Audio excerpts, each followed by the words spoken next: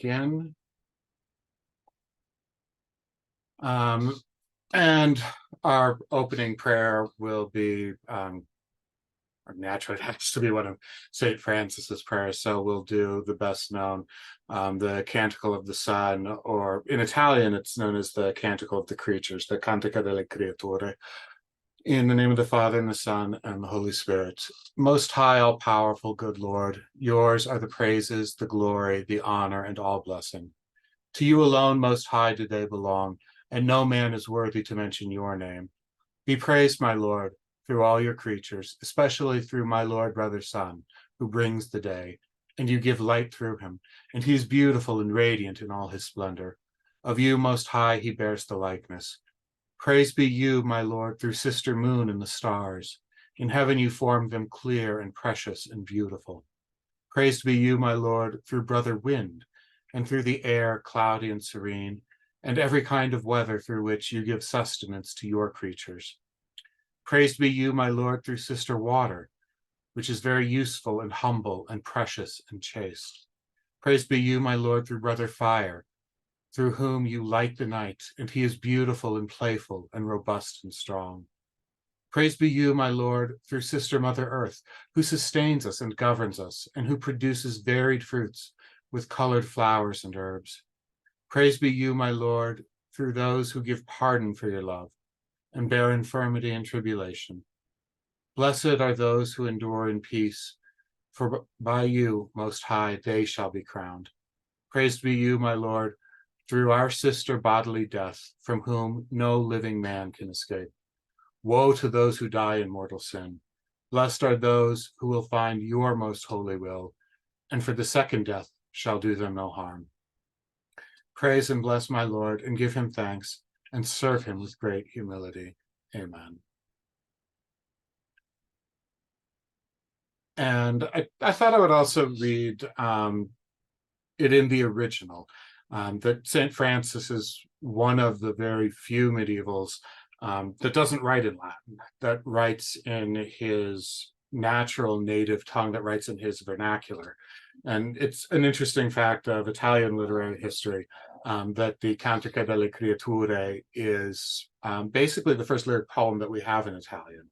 And it's St. Francis's prayer. So since St. Francis is unique in the sense that we can hear the original language that he thought and prayed in, I thought it would be worthwhile just to at least hear the sounds of it.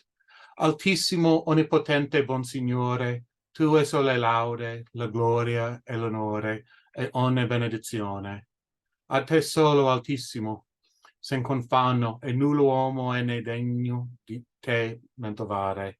Laudato sia, mi Signore, con tutte le tue creature, specialmente messer lo frate sole, lo quale è giorno, e illumini noi per lui.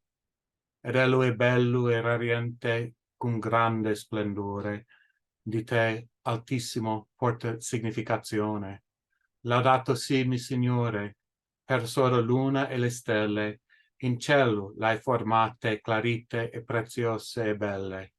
Laudato sia, mi Signore, per frate vento e per aere e nubilo e sereno e ogni tempo, per lo quale alle tue creature dai sostentamento. Laudato sia, mi Signore, per sor acqua, la quale è molto utile e umile e preziosa e casta. Laudato sia, mi Signore, per frate fuoco, per lo quale illumini la notte, ed ello è bello, e giocondo, e robusto e forte. Laudato sia, mi Signore, per sora nostra madre terra, la quale ne sustenta e governa, e produce diversi frutti, con colorite fiori e erba. Laudato sia, mi Signore, per quelle che perdonano per lo tuo amore, e sostengo infermità e tribolazione. Beati quelle che il sosterranno in pace, car da te, Altissimo, saranno incoronati. Laudato sia, mi Signore, per sora nostra morte corporale, della quale nullo uomo vivente può scappare. Guai a quelle che morranno nelle peccate mortali. Beati quelli che troverà nelle tue santissime volontati, che la morte seconda non il farà male. Laudate e benedicite, mi Signore, e ringraziate e serviateli con grande umilitate. Amen. All right, so we've got our lecture on St. Francis. And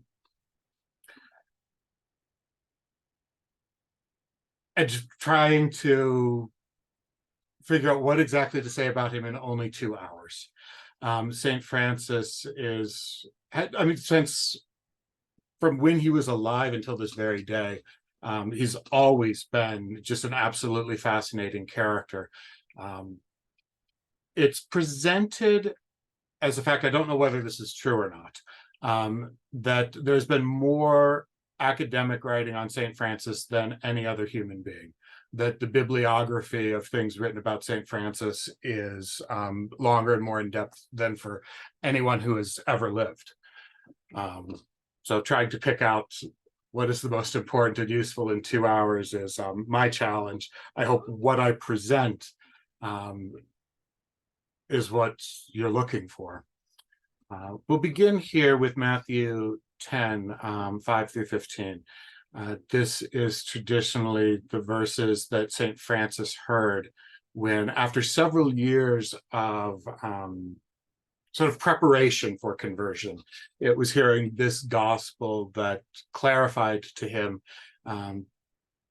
his particular vocation, his particular spiritual journey, his particular calling. Jesus sent out these 12 after instructing them thus: do not go into pagan territory or enter a Samaritan town. Go rather to the lost sheep of the house of Israel. As you go, make this proclamation: the kingdom of heaven is at hand. Cure the sick, raise the dead, cleanse lepers, drive out demons. Without cost you have received, without cost you are to give. Do not take gold or silver or copper for your belts, no sack for the journey, or second tunic, or sandals, or walking stick. The laborer deserves his keep. Whatever town or village you enter, look for a worthy person in it and stay there until you leave. As you enter a house, wish it peace. If the house is worthy, let your peace come upon it. If not, let your peace return to you. Whoever will not receive you or listen to your words, go outside that house or town and shake the dust from your feet. Amen, I say to you, it will be more tolerable for the land of Sodom and Gomorrah on the day of judgment than for that town.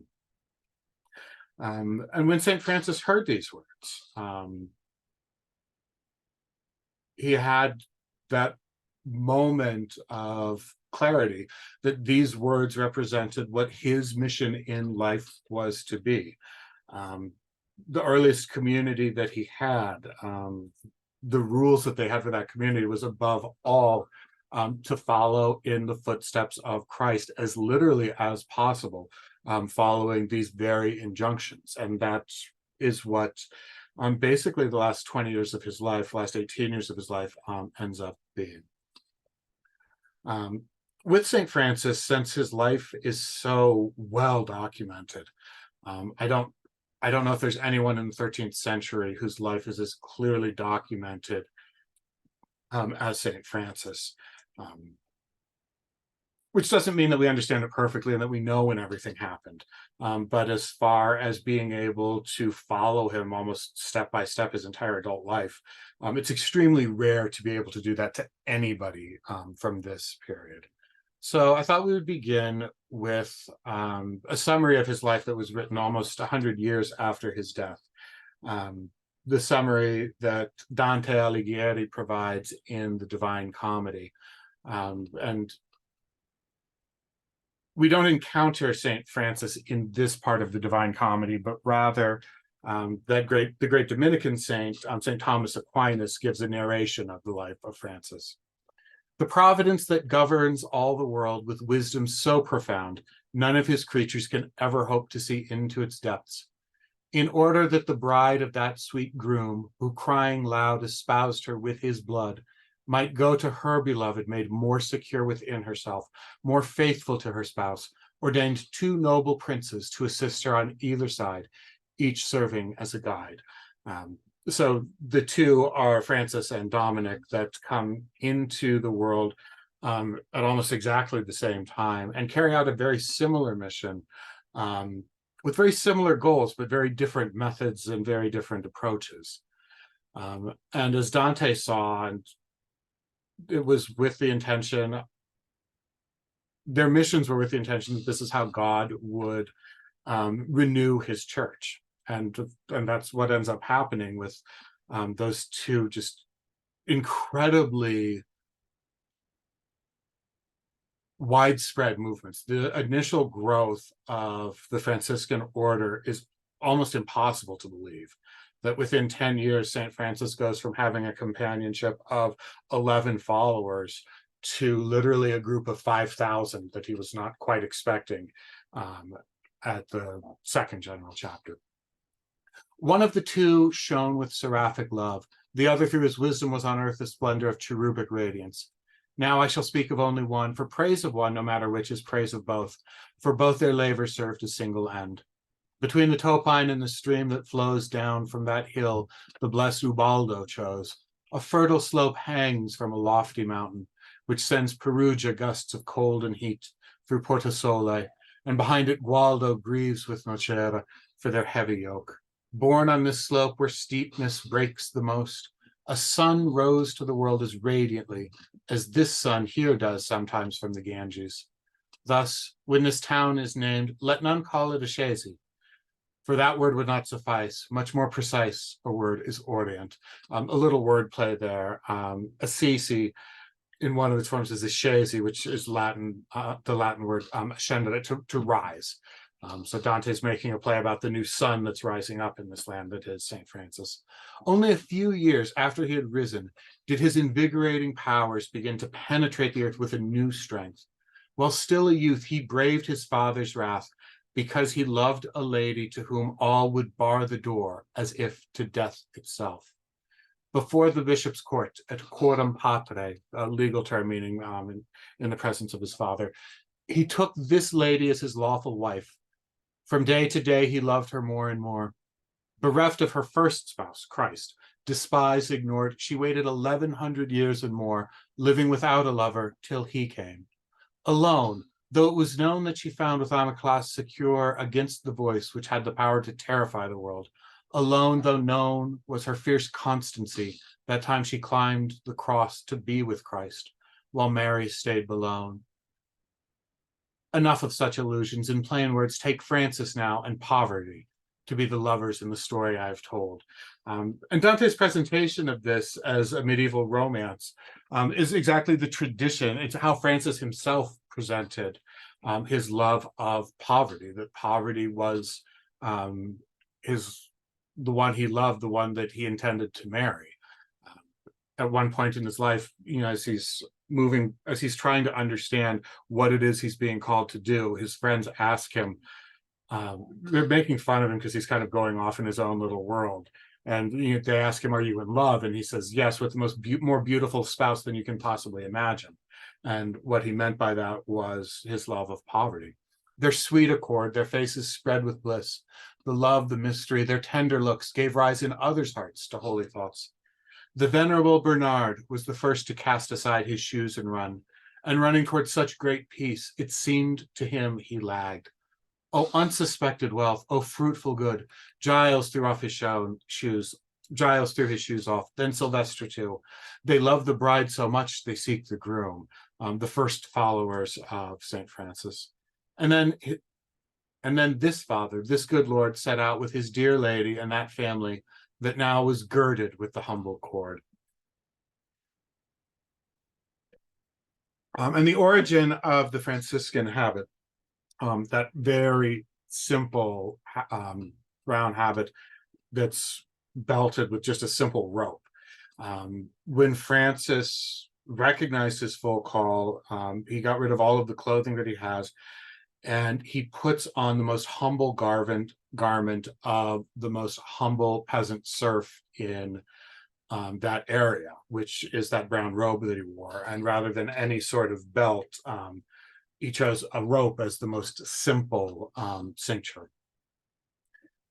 It mattered not that he was born the son of Bernardone, nor did he feel shame when people mocked him for his shabbiness. but he announced the way a king might do, his hard intent to Innocent, who gave the seal establishing his holy order.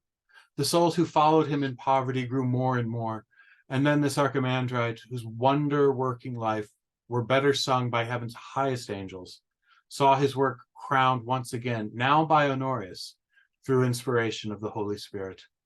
Then, in the haughty presence of the Sultan, urged by a burning thirst for martyrdom, he preached Christ and his blessed followers. But finding no one ripe for harvest there, and loath to waste his labors, he returned to reap a crop in the Italian fields. And we're familiar with the story of St. Francis and the Sultan. This had been a long project. When he finally reached the Sultan in either 1219 or 1220, this was a project that he had had in mind for at least 8 years, and he had already tried it twice, but for various reasons had to turn back his desire to try to convert Muslims. Then on bare rock between Arno and Tiber, he took upon himself Christ's holy wounds, and for 2 years he wore this final seal. When it pleased him who had ordained that soul for such great good to call him to himself, rewarding him on high for lowliness, he to his brothers, as to rightful heirs, commended his most deeply cherished lady, commanding them to love her faithfully. And in the lap of poverty he chose to die, wanting no other bier. From there, that pristine soul returned to his old home. So Dante's brief account of the life of St. Francis is a fantastic introduction. It hits all of the major points, which, of course, in the life of Francis, almost any part of his life could end up being the subject of a lecture this long. So my intention for us tonight is to try to go through his biography. So it's in the case of Francis, it's so well documented. And then bit by bit to include deeper explanations. And I'm imagining that this will take probably the first hour of the lecture, and then I'd like to get into the particularities of Italian society at the time that makes his story surprisingly more and less unique. So he's born in 1181 in Assisi. I'm hoping that many of you have had the opportunity to go there. If you haven't, it's one of the many Italian hillside towns founded by the Romans. It's up on a hill for protection. The modern city of Assisi is on the valley floor below. In Francis's time, that was all fields. The actual city was in Assisi. There was a small chapel down below in the plain, Santa Maria degli Angeli, St. Mary of the Angels. Now it's a huge basilica, but then it was a tiny chapel. And we'll see that plays a major role in this. But the major city itself is what's now the old city up on the hill, that still has its medieval walls. And as Dante said, he's born to Bernardone, that is Pietro di Bernardone. And Pietro di Bernardone was a very wealthy merchant. He was involved in the silk trade. Silk at this time is just starting to appear in large quantities in Western Europe. Muslims had brought the practice of tending to silkworms with them in their conquests. And when Sicily was taken from the Muslims in the late 11th century, there was a group of Muslims that were kind of settled into a couple of villages in Calabria. And in the particular town of Catanzaro, they set up a silk industry there. And the silk industry there became incredibly important. At one point in time, it created 50% of all of the silk that was used in Italy. So Pietro di Bernardone, Francis's father, would have been involved in buying silk. Possibly, we know hardly anything about St. Francis's father. We can assume that he would have been involved in buying the silk, possibly in going down to Catanzaro to buy it, possibly buying it from traders, middlemen, but he took it to France. France at this point in time is the home to the big trading fairs. And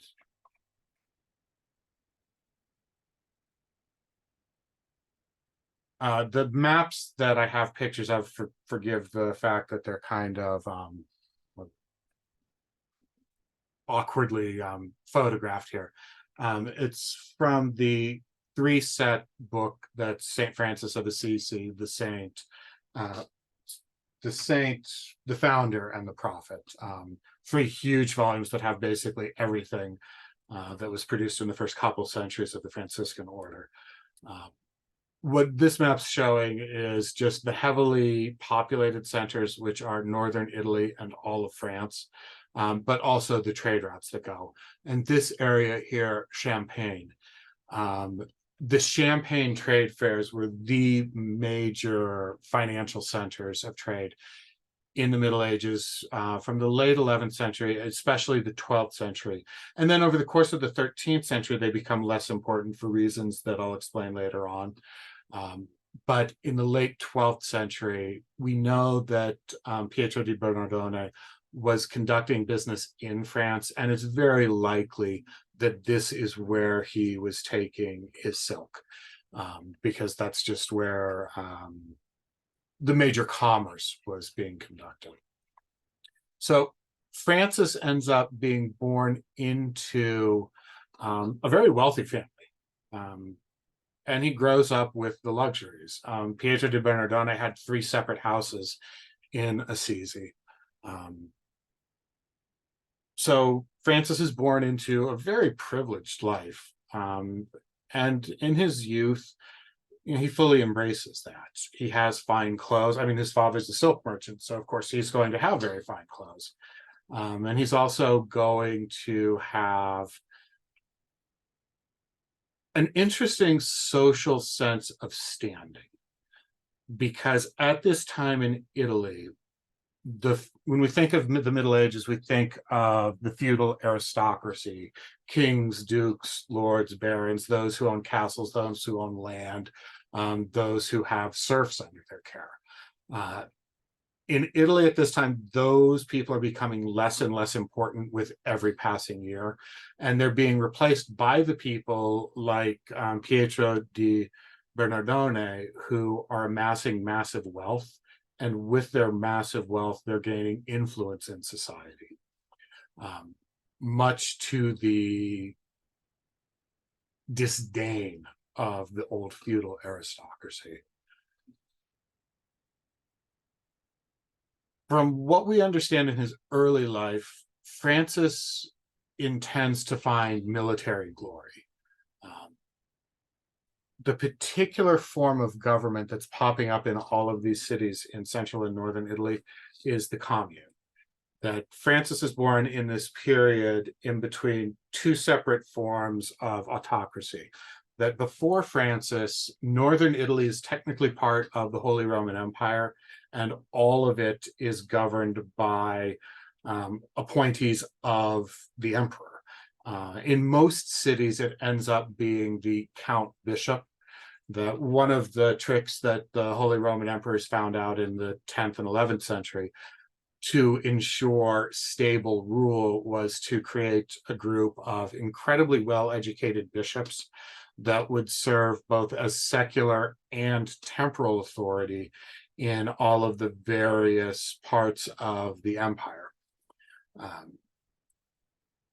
As the merchants become more important in St. Francis's life, the priests, bishops, and other appointees of the emperor, the various marquises and dukes, they become less and less important. There's about a 2-century period in which you have a form of democracy, these communal governments.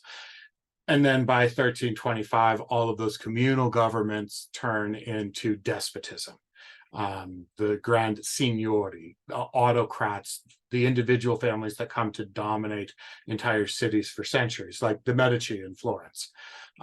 Francis is born at a time just when these communal governments have really established power and are setting themselves up. And that's important for understanding later on some of the particularities of his role. So one of the things that this merchant class does is they start to take over the traditional role of the feudal aristocracy, which had been military service. So Francis wants to gain glory and honor by partaking in battle. So Perugia is the largest city nearby Assisi, just northwest of it. And Assisi and Perugia are pretty much constantly sniping at each other throughout these centuries. So the next time that the army of Assisi marches out against Perugia, St. Francis wants to go with them. While he's in Perugia, he's taken prisoner. While he's in prison, he falls ill. And this is the first moment in his life in which his horizons start to expand, that he has a sense of what's going on isn't exactly right. Whether there's a vision that comes to him in jail or not, we're not really sure of. Some sources suggested, other ones deny it. But it's definitely, he's ill and he's in prison, and that experience alone is enough to have people sort of reevaluate what's important. And the way that he was living seems far less important, as he's imprisoned and potentially dying. Because if you fall ill in a prison held by your enemy city, there's a good chance that you're going to be simply ignored and allowed to waste away. In 1203, he's released and he comes back to Assisi. And most likely his father would have paid a ransom to get him back. It's potentially part of a prisoner swap. But again, that particular detail we're not positive of. Once he gets back to Assisi and once he's back in his father's comfortable house, the thoughts that he had in jail just kind of slip away. And I think that's something that all of us can relate to in our own individual spiritual journeys, is that things seem incredibly important in the moment when that moment is one of strife and difficulty. But when that moment passes, it's all too easy to banish from our memory the spiritual state that we were in which we had these epiphanies about our own life. It's so easy to go back to living this simple, comfortable life that doesn't require change, that doesn't require risk. And that's exactly what happens to Francis here. Which, I'm going to emphasize, because with the great saints, it's so easy to have this idea that there's a single conversion in their life, and then from that moment on, they go forth and sin no more and live almost perfect lives. And with Francis, that's definitely not the case. With Francis, his spiritual journey is something that he struggles with deeply for about the next 6 years. And it's this 6-year period of wanting to change, but either not being able to let go of the world completely or not knowing exactly what direction to go into, that prepares him then for the final 18 years of his life, where after he's had that moment, that final epiphany, hearing the Gospel of Matthew and recognizing that he's called to walk in the footsteps of Christ as close to that gospel message as possible. The fervor with which he devotes himself to that, I think, comes out of the 6 years where he's wanting real conversion. But that Greek word metanoia that means, the changing of our heart, the changing of our mind, it doesn't occur fully in any single moment. It's something that builds over the course of years. And after he goes back to his original way of living, there's a knight in Assisi, and that's important as well, that it's a knight. That it's a knight from Assisi means that it's someone of the feudal aristocracy, that class that socially is above the merchant class that Francis is a part of. And most of Italian history in the 12th and 13th, 14th, and even 15th centuries consists of the rich merchants doing everything they can to be accepted by the highest aristocracy. If you're familiar with the situation in England in the 19th century, in which you have the titled nobility, those who are eligible for the House of Lords, who have an official, actual title, that are losing influence to the great industrialists of England's industrial age, where those great titans of industry have more and more power and influence, but they're never quite on the level of nobility. That's exactly what's going on in Italy at the time. So he's invited by a knight, a member of the class that he desperately wants to be on the same level with, to go to a fight in Apulia. In Apulia, there was a huge battle going on, led by Walter of Brienne, against one of the pretenders to the crown of Germany, the Holy Roman Empire. Southern Italy ends up being a battleground for almost 200 years, really. It passes back and forth. For a brief moment, it's in the hands of Norman lords. Oddly enough, after the Vikings that settled in Normandy conquered England, at the exact same time, they also conquered southern Italy and Sicily. And then it passes into the hands of the family that dominates the Holy Roman Empire. There's a marriage that brings those two together, and a single heir, Frederick II, ends up possessing both the Holy Roman Empire and the kingdom of the two Sicilies. So there's always good opportunity for fighting in Apulia. And Apulia would have been part of southern Italy, close to where his father would have been getting his silk from. It would have been a land that Francis hadn't traveled to, but was very familiar with. So while he's on his way to Apulia, he has two dreams. In the first dream, he imagines this great hall, this great lordly hall. And the lordly hall is filled with armor, swords, exactly what you would expect a great knight to have.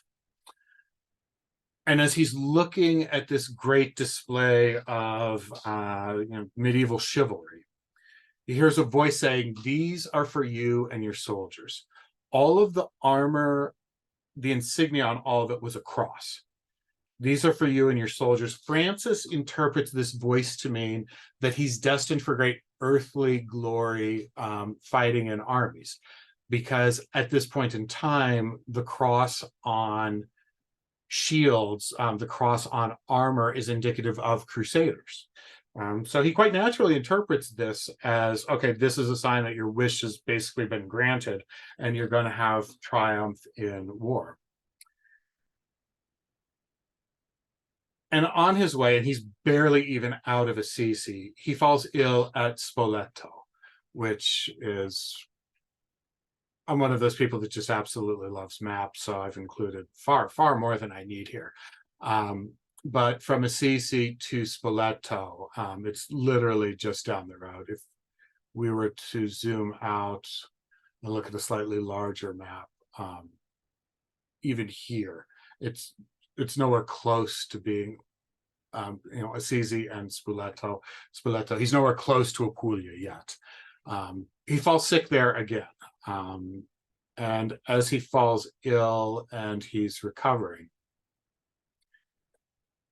he hears in another dream the same voice that gives him much clearer instructions this time. It seems that he misinterpreted the first dream. The second dream tells him flat out, go back to Assisi. And he follows these instructions. And when he gets back to Assisi, this time, he doesn't almost immediately abandon the good intentions that he had while he was sick the first time. The first time, as he's sick in the jail, he wants to change his ways. As soon as he gets back to Assisi, he abandons that idea. The second time, when he falls ill at Spoleto, he goes back to Assisi, and he's still running in the same social circles, which certainly for him would have been other children of the rich merchants. and possibly the children of the lower class of nobility that would have been allowed to associate with the merchant class. So he's hanging out with, again, the privileged youth of Assisi, but there is something different this time. He's going to the parties, he's going to whatever events they have, but there's little enjoyment in this for him. It's something where the interchange is enough that even though he's there in body but not in spirit at these parties in Assisi. And this is when one of the later lives of Francis tells us that his friends start asking him, okay, you've been coming along with us to these parties since you came back, but clearly you're not enjoying this. What's going on? And, in the way of young men, they're mocking him for it. And they assume that he's in love. And, of course, lovers have to be despondent whenever they're not around their beloved. That's how you know they're in love. That's just the medieval understanding of it. And this is where he gives the very curious answer that, yes, I intend to marry a far fairer bride than any of you have seen. But he doesn't say exactly who. And this is when the idea of embracing poverty seems to occur to him really for the first time. And again, it's a gradual process. And he starts living an ascetic life. That is, he starts engaging in very serious penance, abandoning the rich food and drink that he would have had at his father's house. His rich clothes, he's no longer quite as interested in. And at this time, somewhere around 1205, 1206, again, we're not positive on the dates here, he goes to Rome. He goes to Rome and he's performing acts of charity along the way. And when he comes to St. Peter's tomb, he empties his entire purse. Whatever money he was carrying with him for this journey, he pours it all out, which shows the radical embrace of poverty at this point in time, because that's what he would have supported himself on for his long walk back to Assisi. When he returns to Assisi, this is when he begins to spend time in prayer at San Damiano. And for those of you who've had the blessing of going to Assisi and visiting it, Assisi itself, the major city, is a walled-in city on a hillside. It has the major entrance, the Porta Antica. San Damiano is outside of the major city. If you come out this door here, it's a couple, I'm trying to think how far it is. It's a couple kilometers outside of the main city itself. And it was a church that was in disrepair at the time. And on this map, you can see the three houses of his father, marked 1, 2, and 3. In a city of just a couple thousand inhabitants, his father's able to own 3 houses. So he goes to San Damiano, which it's an ancient church. The tradition has it going back to, I think, the 4th century. And this is where he starts going into very deep prayer. And while he's at the church of San Damiano, even as it's crumbling around him, he hears the voice coming from the crucifix. And I can't believe I didn't load up a picture of the particular crucifix. I'll put that up and we'll have it during our break, which we're going to have in just a couple of minutes here. When I do these long lectures, I try to stop every half hour, just so that you can have at least a mental break, since I tend to throw tons of information at everybody. And this is where he hears that first message: Francis, Francis, go and repair my church, which, as you can see, is falling into ruins. And Francis interprets this message quite literally. that he sees the church around him, just as he misinterpreted the dream literally, that these arms are for you and your soldiers. He assumed literal soldiers. When he hears this message, he assumes that he literally is tasked with rebuilding a crumbling church. And I think at this point in time, we're going to stop for a brief break. If you have any questions, please feel free to put them either into the chat or the question and answer. And if you'll excuse me, I will be back in just a couple minutes. No more, it'll be no more than a 5-minute break, probably closer to 4. So thank you very much. I'll be right back. Type any questions.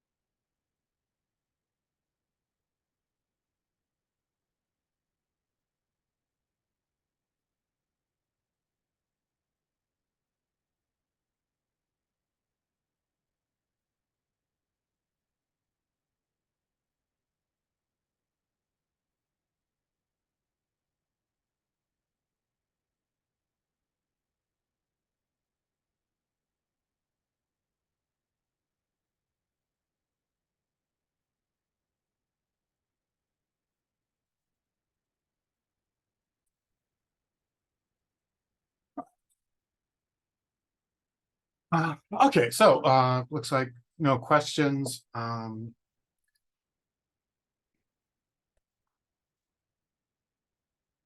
Let me pull up that cross. I want you to just have the visual image of what you're seeing here.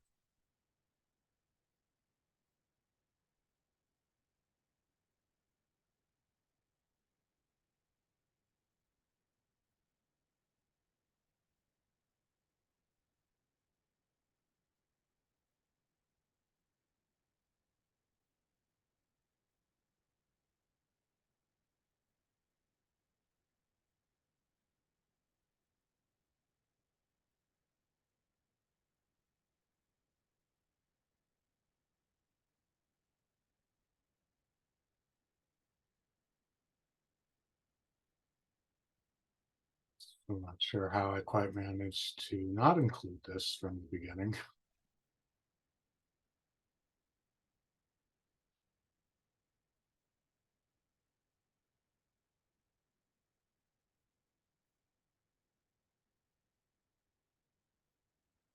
So this is the church itself of San Damiano.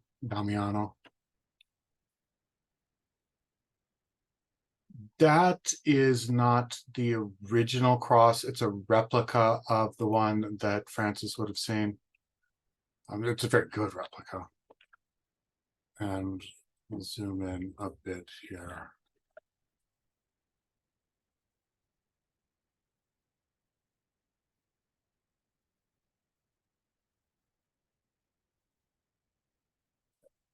So in this church, in this ancient church,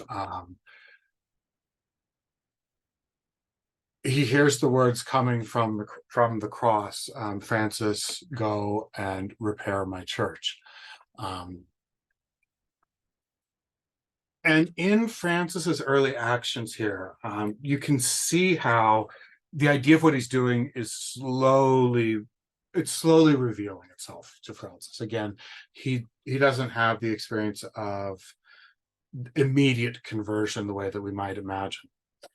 So kind of very much still in the mindset of the merchant son, Francis's immediate response is to go and steal cloth from one of his father's warehouses, and sell that cloth. And then he brings a bag of coins to the priest, the poor priest, who has the Church of San Damiano as his charge.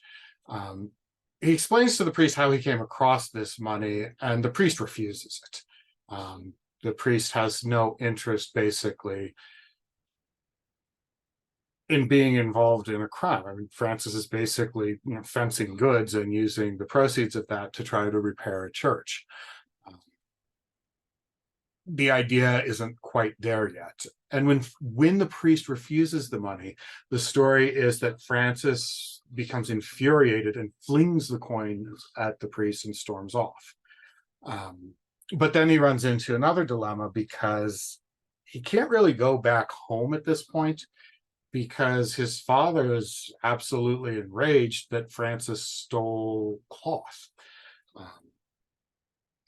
Whether it's because you have the silk merchant who is furious at losing what he intends to sell, or whether it's the father who is infuriated that his son has turned into a thief, I would imagine it's some combination of both.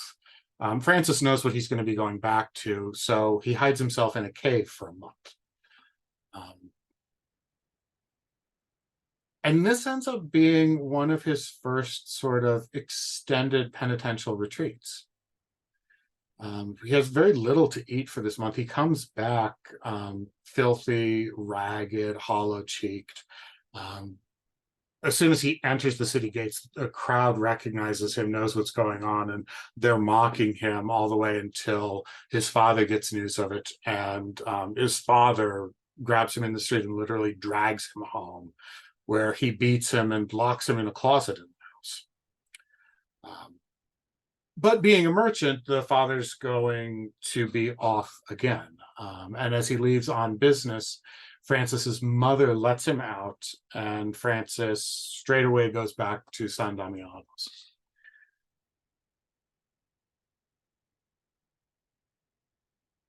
Francis's mother doesn't figure largely in the story. We don't know much about her, but we do know is that she herself was French. Pietro di Bernardone sold his cloth at the French markets, and he was actually away from home doing business in France when Francis was born.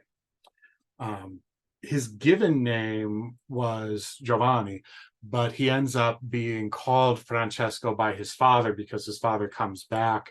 And Francesco at that time is just literally means like French boy.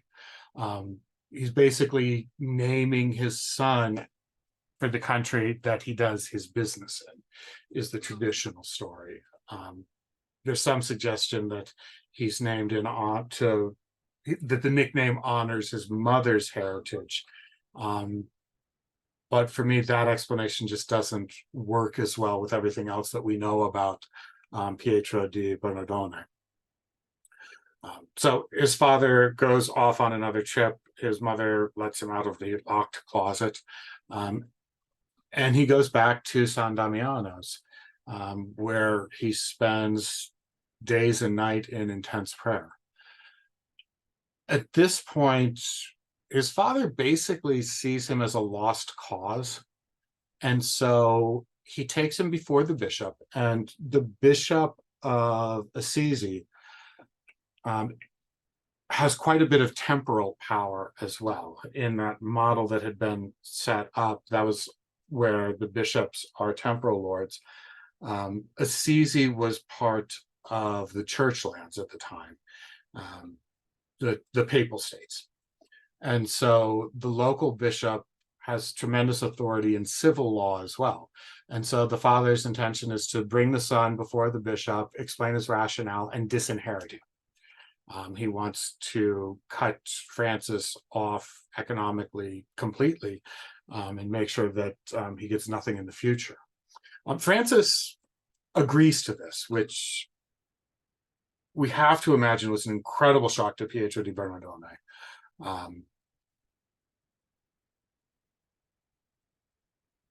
What I've always thought when I read this episode and the various accounts is that this was Pietro di Bernardone doing his best effort to try to make what he considered a frivolous, whimsical son finally see the light, by saying, if you're going to continue down this path, I will just cut you off financially entirely, with the belief that, facing destitution, Francis would sort of give up his silly little games, come back, work for the father, and be the son that he wanted him to be. Instead, Francis agrees completely. One of the traditions is that he even takes off the clothes so that he can give the clothes back to Pietro di Bernardone and owe him nothing, that his debt is completely clear, as it were. And it's recorded here that he says, now I can truly say, my Father who art in heaven, that having broken the bonds of his earthly father, he's able to literally follow Christ by leaving his family behind, and following Christ completely. There's one other thing that Francis does at this point that's really important and kind of gets overlooked, is that in the Middle Ages, human beings are not autonomous the way that they are today. Every human being in the medieval world had somebody as their lord or master. And when Pietro di Bernardone disinherits Francis, Francis offers himself up as, in a sense, a servant of the bishop, that he wants to take on a title in medieval Italy that was known as a conversus, or the conversi were people that they hadn't taken monastic vows. They were not monks, but they were people that were trying to live the most rigorous, spiritual, religiously ordered life that's possible for a lay person to live. If we're familiar with the Third Order Franciscans or the Third Order Dominicans, the tertiaries for any religious order today, they all have their origins in this medieval Italian practice of the conversus, the lay person who is doing everything they can to live a life under a religious rule, but for whatever reason they can't join a monastery because they have obligations in this world that they can't abandon. Perhaps they have families, they have businesses that they have to partake in, that it would cause financial ruin for them to abandon a business. But they want to partake as deeply as possible in daily religious life, a life of prayer, a life of meditation. And this is where one of the things that's kind of misunderstood about Francis is that he's utterly unique in what he does.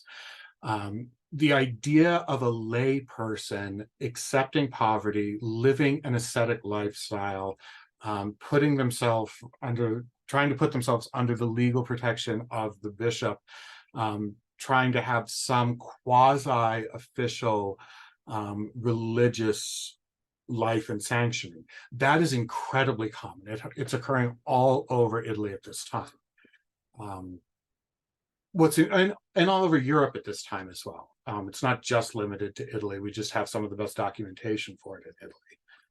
The 12th and early 13th centuries are possibly the centuries in which the laity ended up playing the largest role in shaping certain institutional elements of the church, because there was such devotion, such desire on the part of the laity to have a more religiously intense life and experience, that they kind of had to create these ad hoc positions for them. But you certainly don't want to dissuade the faithful from having a more intense religious life. But they're not able to go into sort of the approved channels of being monks and nuns. So the church shows an incredible deal of flexibility in creating the possibility for these what are called lay penitents, which would be probably the best translation of that word conversus. The laity that want to give themselves over to a life of penance and worship of God. So this is what Francis presents himself as, and the bishop accepts that, which gives Francis, in all of his travels, and Francis travels all over the place, which ordinarily would have been insanely dangerous at the time, because all of these roads are just filled with bandits. With all of the trade that's going on in Italy, the travelers on these roads are quite often incredibly wealthy. By having the protection of the bishop, and Francis was robbed a couple of times, and responded to the robbery by offering more than even what he had. But by accepting the protection of the bishop, Francis makes it a little easier on himself, at least locally, to travel in situations that otherwise would be quite dangerous, because anyone who harms him is seen as directly harming the bishop, and is thus liable to the bishop's judgment.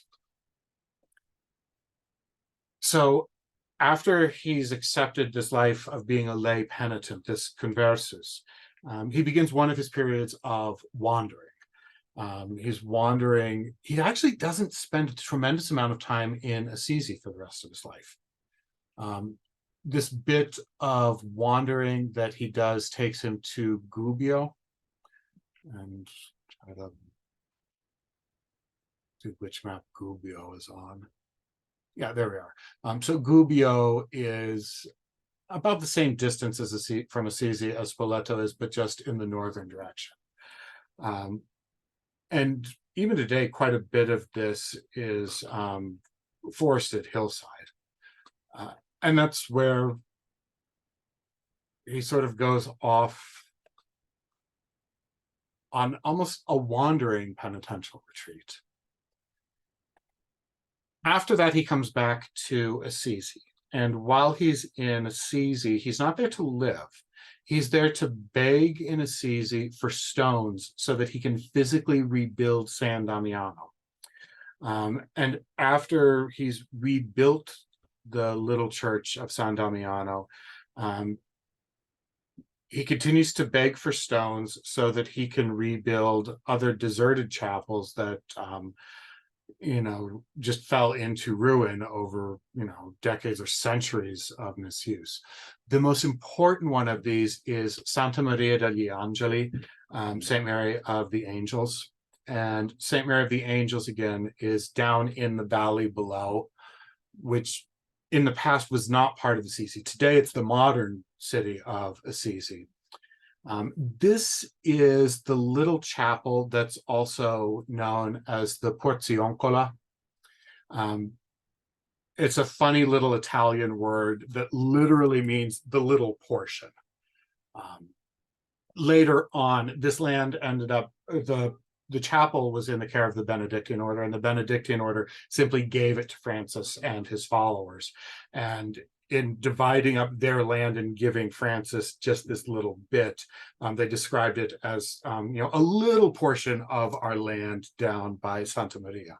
So the Porzioncola, that little portion.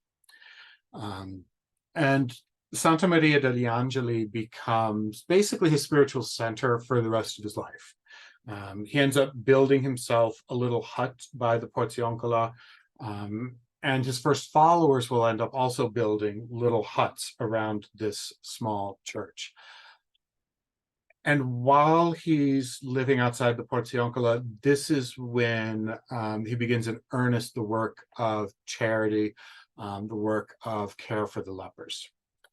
So this is the Porzioncola, which is preserved, of course, because from the moment that Francis's order grew, it gained such an incredible spiritual importance to the Franciscan order. You can see it's a small chapel. It's something like maybe 12 by 20 feet, On this side of it, there's a much later painting that has been put on it. It's been decorated. And the modern Basilica of Santa Maria degli Angeli, if you've been to Assisi and you visited that and you're wondering, how I'm describing it as just a little chapel, the original building, this is the original Santa Maria degli Angeli. And then in the 16th and 17th century, a huge basilica is commissioned around it that actually holds the little chapel inside of it. Santa Maria degli Angeli it's one of the top 10 largest churches, possibly in Europe. It might even be one of the top 10 largest Christian churches in the world. But this is all far later, when Francis and his companions start forming around the Porziuncola. You have to just imagine this surrounded by little mud and thatch huts, basically. And it's the 24th of February, 1208, that while he's hearing Mass in the chapel, it's the gospel reading that we read above, Matthew 10, 5 through 15, where Christ sends forth the apostles to go forth and preach the gospel. And at this point in time, everything that's been going through Francis's mind for like the last 6 years, since he's been taken prisoner and fallen ill in Perugia, and he's reevaluating what he's doing. And he has these steps where he wants to rebuild San Damiano, and his first step is to steal from his father and then sell stolen goods. Clearly the motivation was good, but we can't approve of the method that he employed. Like, all of that thought has been leading him up to this point where now the mission crystallizes in his head. And this is where he takes off the rest of the clothes that he has, and he puts on the peasant tunic. He ties it with a rope. And as he's been going around the area around Assisi, doing these works of charity, caring for the lepers, this is the point where the citizens of Assisi seem to they change their opinion about him. When he first does this, when his father takes him back after the stolen cloth, they all assume that he's insane, the way that we tend to assume anybody whose actions we just can't account for. We just chalk it up to, well, they're crazy. And that's absolutely what the citizens of Assisi did at first. But by 1208, this is 2 full years that Francis has been doing this. And Francis is now doing it in a clearer way that is just pure charity. And the townspeople, not so much if they start supporting him at this point in time, but they begin to be able to see the good in what he's doing, might be a better way of putting it. And the first followers that he gets. And Dante mentioned 2 of them. Bernard of Quintavalle is the first. And he was a town magnate. That is, he was born to one of the great feudal families of the area. Peter Cattaneo. And the Cattaneo name is important. That is a noble name. The Cattani family, outside of Rome, are one of the powerful, rich families. The Pope Boniface VIII at the end of the century comes from the Cattani family outside of Rome. The Cattano family here is an offshoot of that family. And Peter Cattaneo was a canon of the cathedral. That is, he's one of the priests assigned to the cathedral. And those priests live under a religious rule similar to monks, following the canonical hours of the day. So it's an incredibly important position. In an age of simony, that's a position in a church where simony was practiced, like it was in Milan. That position is one that a rich family would have had to pay large sums of money to be able to put their son into. So Peter Cattaneo he's an important person as well. And then the Giles that was also mentioned by Dante. These are the first 3 followers. And they go about Assisi proclaiming a message of penance, brotherly love, and peace.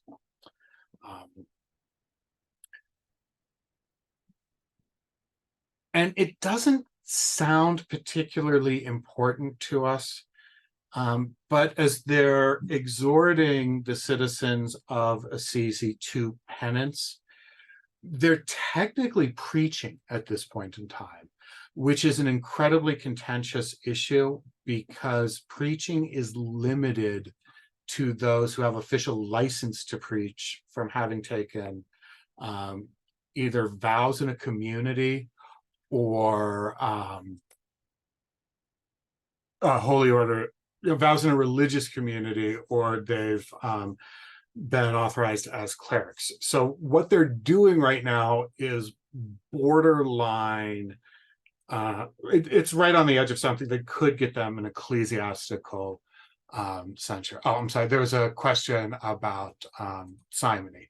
So simony is the very unfortunate practice in the medieval church of selling high positions in the church for cash.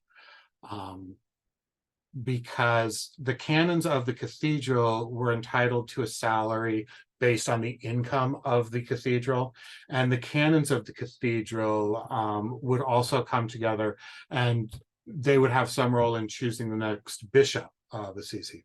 And the bishop of Assisi had a fairly good income as well from the tithes that go into the church, and he also has quite a bit of political power. So one of the unfortunate flaws of the hierarchy of the medieval church is that the most important positions in the church were dominated by the same noble families that dominated the secular world. So if you had a family that produced dukes or bishop or knight, dukes, lords, marquises, whatever, kings and emperors, it would be assumed that any child they had that went into the clergy, they weren't going to become a parish priest off in the boonies. Their children would receive the best, most lucrative offices.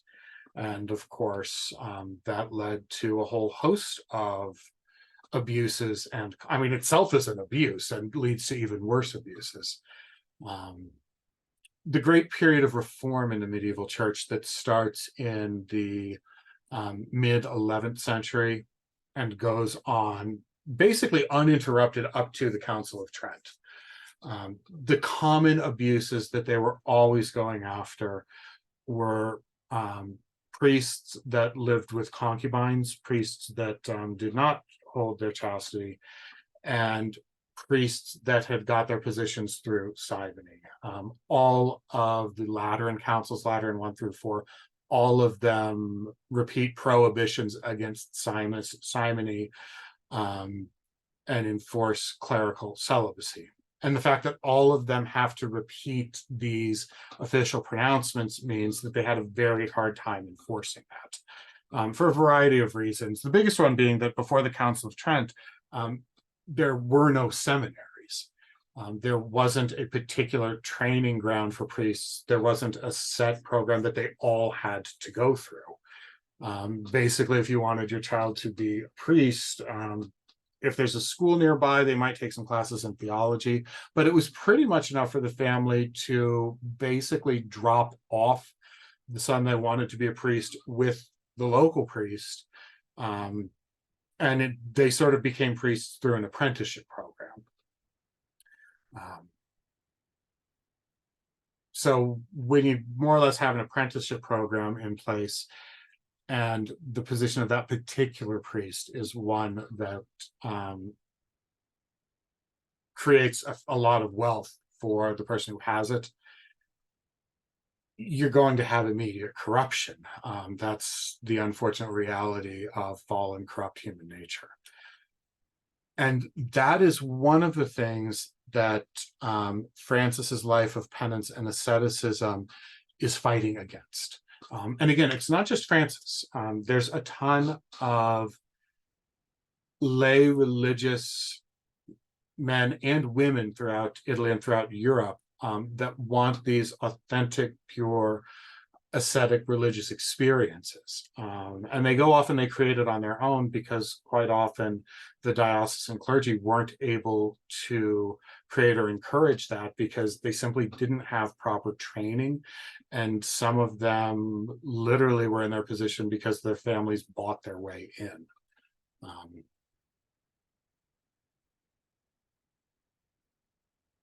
So anyway, I'm coming back to Francis and his first three followers. They go through Assisi preaching penance, brotherly love, and peace. And going forth and preaching, that is telling the laity of Assisi, giving them instructions on reforming their moral life. If you're doing that without authorization, that's not something that the institutional church is going to approve of. And one of the issues that the church had with all of these groups of lay penitents who wanted to create these associations that were almost monastic, but not quite, is that in their fervor to spread their message to others, they would end up engaging in preaching, but these people had no training in it either, and they lacked the authority of the church because they had no authority. They had just sort of made themselves lay penitents. Most of the lay penitents limited themselves to trying to live the most perfect religious life that they could. But knowing human nature as we do, there's some people that are going to accept this life of asceticism and use it as an opportunity to point out the shortcomings in others. And when you do that and you're trying to speak with the authority of the Gospels, but you don't have a mandate from the church, you're opposing canon law at that point in time. And some of these groups do become heretics, and they are condemned by the official church. So recognizing this, in 209, Francis brings his group together that now has 11 total, and they come up with a rule for the community. And the first rule is just very simple. It's an expansion of follow the teachings of our Lord Jesus Christ and to walk in his footsteps. But they go to Rome. They make sure that they go to Rome and they want papal approval for what they're doing. The same fire that lit Francis also lit many others who were burning with the same desire to live the most authentic apostolic life possible, but they didn't have Francis's genuine humility. Francis's genuine humility leads him basically at the first opportunity to go to Rome and get official church sanctioning for what he's doing. With some of these groups that decided that, they were living a more perfect religious life, when they looked at the secular clergy, the diocesan priests, and they saw lives that were not particularly praiseworthy, some of these groups came to the conclusion that, well, we're the ones really following the gospel, so we're the actual authority here, which is pretty much the definition of heresy. If you are going to say that you know better than the official church and that you are able to exercise your judgment in questions of your religious conduct because you don't accept the authority of this particular priest that you think you're better than, you've chosen then to create your own laws. And there's dozens of groups in this time period that begin with religious fervor, but lacking humility, will not accept any restraint. And they believe that they are able to set forth their own law of their own religious life that is superior to what the church can provide. And of course, those groups get marked as heretics. St. Francis, in his genuine humility, knows from the very beginning that what he's doing is something that has to have official sanction. So when it's 4 guys walking around, that's one thing. When your group is up to 11, that's a little different. And so that's when they sit down and they write up a religious rule, what's sometimes referred to as the Regula Primitiva. And they go to Rome for papal approval. And then in one of those moments of providence, the Bishop of Assisi just happens to be there. From everything I've read, they didn't know this at the time. It ended up just being chance. They run into the Bishop of Assisi, who's familiar with what they've been doing. And the Bishop of Assisi had approved of what they were doing. If he hadn't, they would have been censured almost immediately. The Bishop of Assisi is able to introduce them to the Cardinal Giovanni di San Paolo, the cardinal priest of St. Paul outside the walls.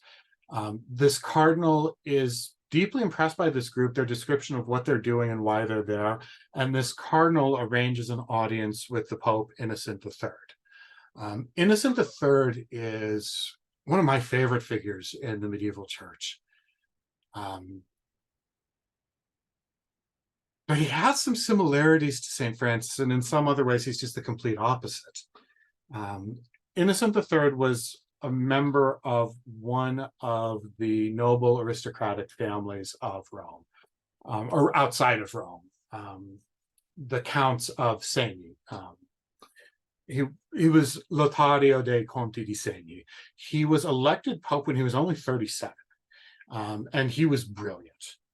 Everyone around him acknowledged his brilliance.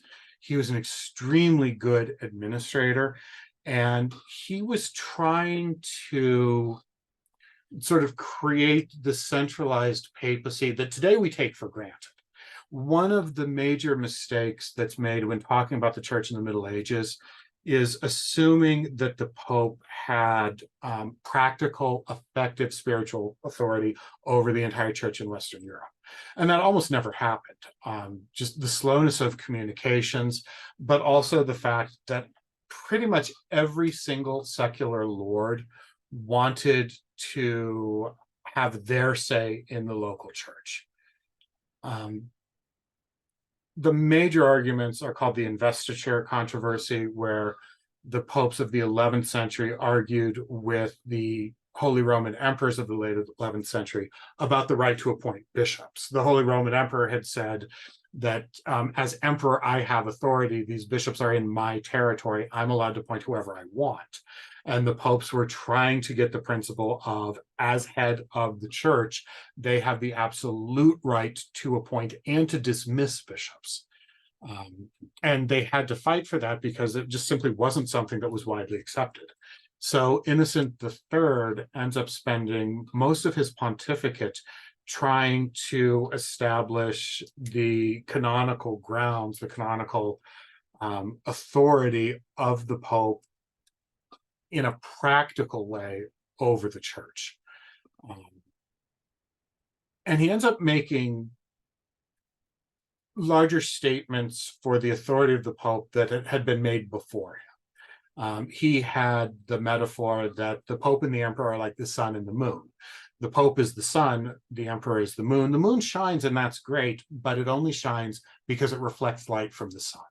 So all authority ultimately comes from God, and Innocent III presented himself as God's vicar on earth, not as the vicar of Peter, but he actually used the formula, the vicar of God on earth. So ultimately, his spiritual power was far superior to that of the emperor, and in theory, he should be able to contradict the emperor when he needed to. That was sort of his theoretical position that he's trying to establish. In practical terms, he's governing the church as best he can when you're in a feudal world.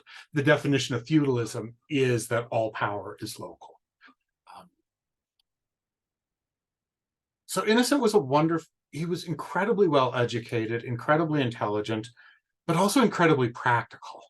And that is just such a rare combination, to run into people of his intelligence and training who can be practical rather than insist on having their things their specific way according to their ideas. Innocent III, in a lot of ways, was a pragmatist.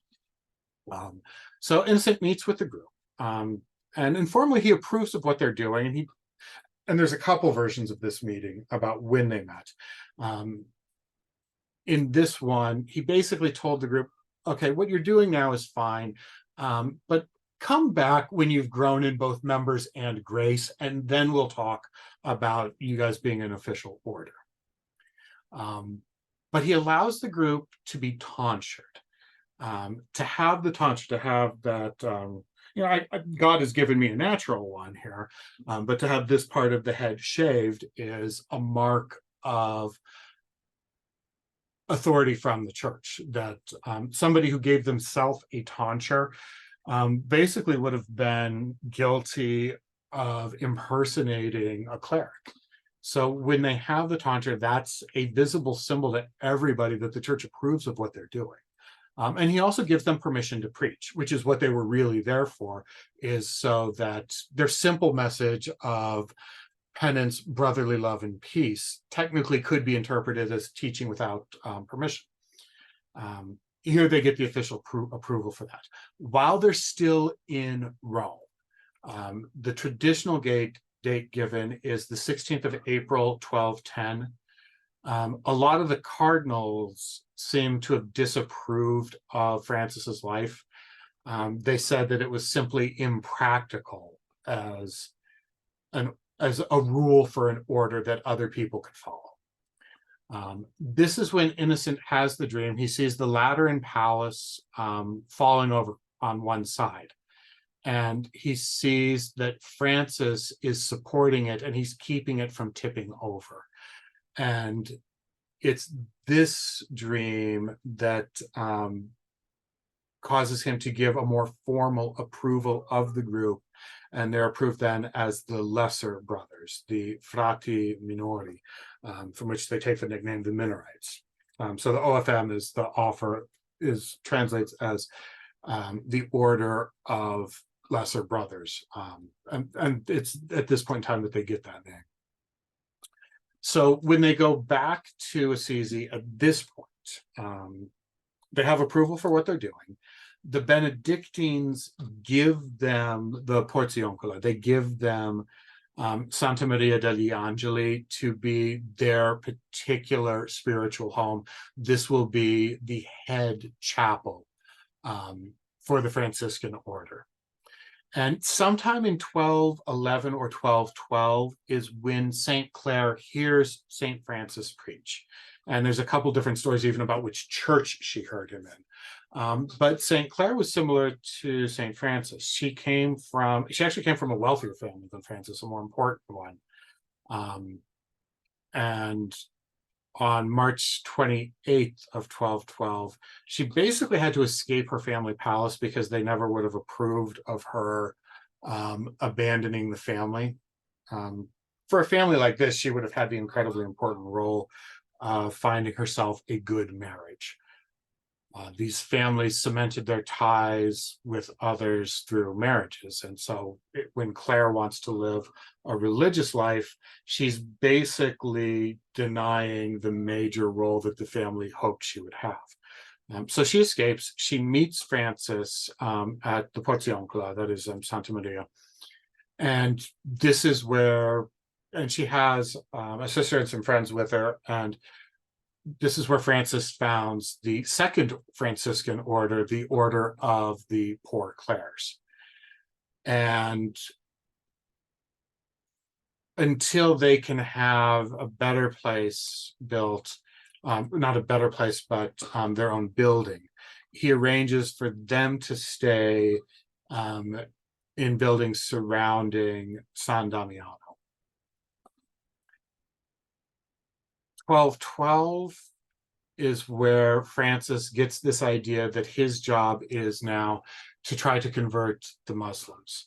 He sets sail for Syria, and similar to his trip to Puglia, he barely even gets started when he's shipwrecked. He's shipwrecked just on the other side of the Adriatic Sea in Croatia, and he ends up coming back to Italy, not directly to the port that he left from. So he ends up taking a boat back that drops him off a little farther north, and he does a preaching tour through central Italy. And the following year is when the Lord who owned the land of La Verna, a mountain, gives Francis the use of Laverna for conducting his retreat. So the journey of 1212 is shown on this map. He made it from Ancona all the way across to the Dalmatian coast, and that's where it ended. So then he just turned around, came back, and recognized it as this is not the time for his great journey. Laverna is a mountain that's northwest of Assisi. As he's on his way back, this is where everywhere he goes, he deeply impresses people. Just the authenticity of his religious persona is one where he's very quickly able to win people over to the sincerity of his cause and his belief. And so Laverna is basically given to him as a mountain retreat for his use whenever he wants it. He makes use of it here. 1214, he's ready to go back out again. This, the converting the Muslims, he believes that is sort of the fulfillment of the job at this point, is what seems to be the case. The Muslims he's going to convert now are the ones in North Africa, in Morocco. Again, he starts off, but doesn't quite get here. He ends up in Spain, where he falls ill. And Francis's health throughout all this period is fairly weak because of the incredibly rigorous mortifications that he practiced. 40-day fasts, limited sleep, eating the most basic foods. It's sort of a renunciation of the way that he had lived before. So he's quite often falling ill, and later on he'll have his final illness. That's the end. But in Spain, he falls ill. He has to come back. By the time he gets back to Italy, either 1214 or 1215, and it's hard to know the dates because in medieval Italy, there were 3 different calendars that were used that started the year on different dates. Some cities started the year on New Year's Day, January 1st. Some cities started the day on March 21st, or the new year on March 21st. And other places started the new year on March 25th, the Feast of the Incarnation. So March 21st being the equinox was a traditional date. And then a lot of the more traditional way of dating the year begins on March 21st, since that's the Feast of the Annunciation. And therefore, it is the incarnation of our Lord. So when we have these dates that you're looking at, any date between January and April, you can't be certain without further research which calendar is that you're looking at. When he comes back from this trip, he brings even more well-placed followers around him, including Thomas of Celano. Thomas of Celano ends up writing the first biography of Francis. The first several works on Francis were his works. He's also known, he's given credit for writing the Dies Irae, the Day of Wrath, which is the poem that was used as the sequence for funeral masses for a long time. And as a result, it's been set to numerous pieces of music. If you hear either Mozart or I'm trying to think of his name, 18th century or 19th century Italian composer, and I'm just absolutely blanking on it. But if you hear either one of their renditions of the Dies Irae, it's Verdi. There we go. Thank you, Todd. Giuseppe Verdi. I had the V right, just not Vivaldi. Giuseppe Verdi also wrote a piece to go along with the Dies Irae. That's the work of Thomas of Celano. In 1216, we know that he's in Perugia, and it's just fascinating being able to follow his travels all over the place. And while he was in Perugia, he was present for the death of Innocent III. There's records including that. By May of 1217, the Franciscan order has grown so much that they have the first general chapter meeting at the Porziuncola. and they divide all of Europe up into provinces. They didn't necessarily have followers in all of these provinces yet, but the idea is we're going to divide up Europe into these provinces: Spain, Germany, France, England, Northern Italy, and we're going to literally send our brothers out two by two, preach our message in all of these countries. Francis had reserved for himself France, which of course makes sense given his connections to France between his father and his own name. But once again, he falls sick, and he's convinced by Cardinal Ugolino. Cardinal Ugolino had become the protector of the order. When Innocent III had approved the order, they needed to have a head of the church, or I'm sorry, an official sort of head of the order or protector of the order who was a part of the institutional church. Francis was later ordained as a deacon, but something else that we can lose in his story is the fact that when it started, this is a lay movement, that this is a lay religious movement that then turned into an order with a profession of vows and a standard religious order. But it absolutely does start out as a group of lay. I mean, originally they called themselves the lay penitents. Count Ugolino became their protector. He was a nephew of Innocent III, so he's from the De Segni family. And as the Franciscans are going everywhere, they're not necessarily creating joy with everyone they meet, because a lot of parish priests see them as sort of intruding on their ground. You're preaching, this is my parish, you're supposed to ask me for permission. And some of the cardinals in the Curia are looking at Francis, and they're very suspicious because they see in Francis some of the habits and mindsets that were also a part of previous heretics, especially Peter Waldo, the founder of the Waldensians, who also preached this life of apostolic purity. So Cardinal Ugolino, being a very practical man, convinces St. Francis, you need to come back to Rome. You need to preach to the new Pope, Honorius III, and you need to explain to the Curia exactly what you're doing so that they can all be thoroughly convinced of your orthodoxy. So this is when Francis comes back to Rome, and this is the opportunity that he would have had to meet Saint Dominic.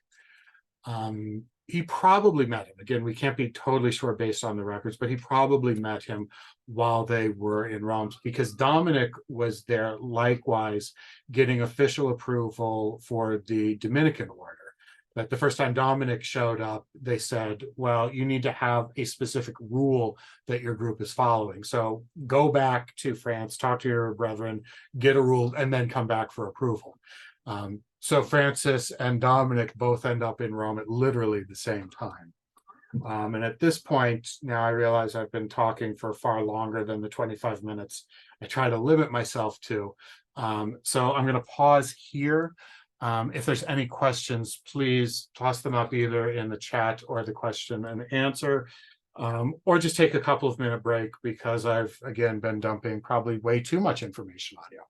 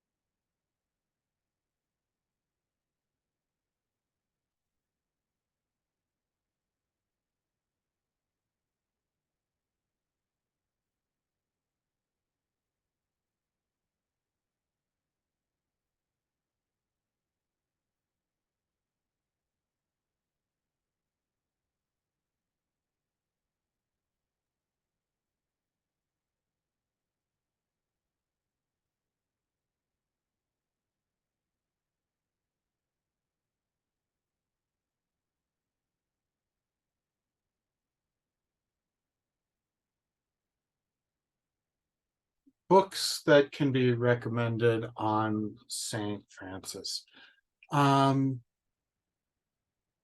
Yeah, um, as I said, there's so many. The most difficult thing is simply figuring out where to start. Um, the best starting place might be looking at Saint Bonaventure's Life of Francis.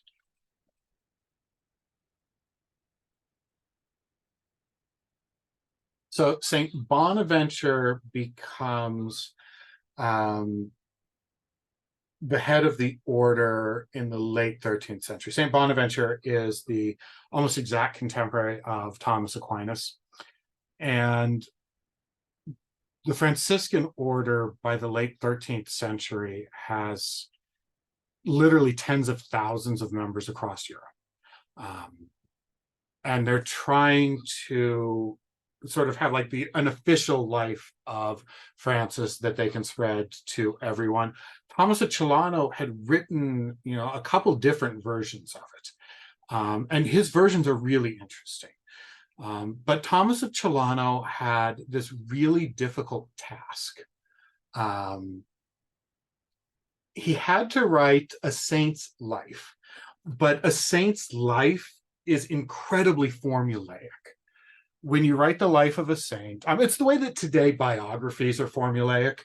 You can pick up a biography of anybody we want to in a bookstore, and you can pretty much guess the order of events without even knowing the name, that you're going to have a little introduction that says something interesting about something that happened. You'll start off with a major event in that person's later life that reveals something about their great essential personality. And then you'll start at birth, include the details of their birth, their parents that are necessary. And you start to show basically from birth the course their life will follow that will bring them up to this peak that you had just introduced. Biographies, as artificial intelligence comes around, having artificial intelligence write a biography would be easily the most simple genre for it to do because they're so formulaic. Saints' lives in the Middle Ages had that kind of formula to them, that you just have a set of, this is what's supposed to happen in a saint's life. So if you write a saint's life, everybody has set expectations, but Francis's life doesn't necessarily match the traditional saint's life. So Thomas of Celano is trying to balance what the expectations of a saint's life are with a very unique life. Nevertheless, his works are very interesting.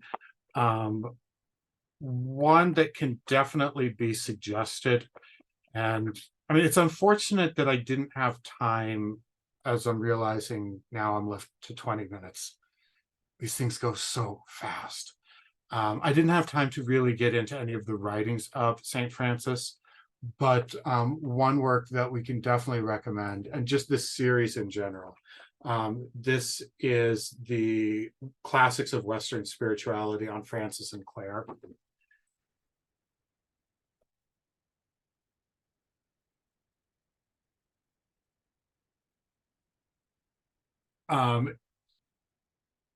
If in this lecture you've kind of been disappointed that it's so much biography and so little of what Francis said or the stories about Francis, this is the first source to go to that helps that out. It has, like, the Classics of Western Spirituality is a fantastic series.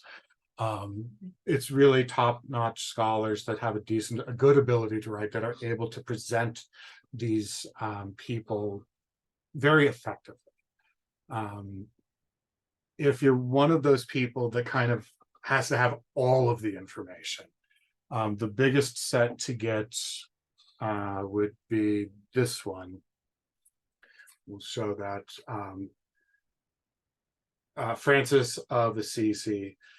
It's a good thick book. Volume 1 is 600 pages, but that's not all.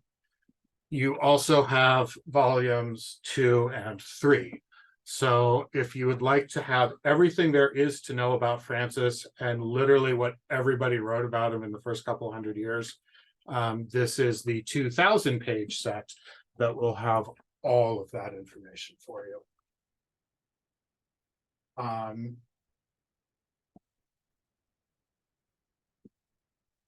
Beyond that, like I said, more has been written about St. Francis. I have one of my bookshelves right here. I'm seeing if I had that one other book I mentioned, St. Bonaventure's Life. I don't think I have it on this shelf though. St. Bonaventure's Life is available through Tan Books at a very reasonable price. Tan Books runs like $5 book of the month specials every month. Quite often, Bonaventure's Life of Francis is one of those $5 books.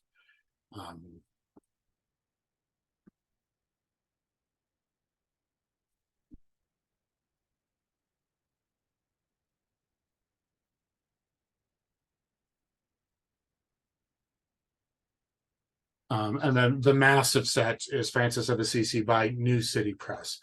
New City Press, if you're not familiar with them, they're out of New York, I believe, and they just put together all of these incredible editions of the Church Fathers, the old Church Fathers, but then also other major figures. So that's where we can start. Again, with St. Francis, you can literally read excellent stuff that's been written on St. Francis for the rest of your life. So we'll just start with those three. The question that we have here in the Q&A, if they're lay groups, could they have continued without Rome's okay, doing their charity work and speaking the gospel?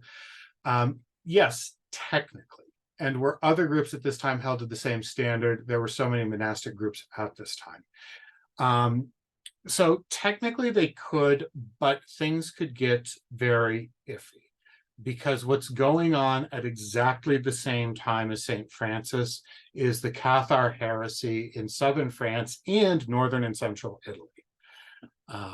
And that ends up leading to the creation of the Inquisition as an institution to try to find all of the heretics, get them to give names of more heretics, and basically try to pull all of the weeds out of this garden and cast them into the flames.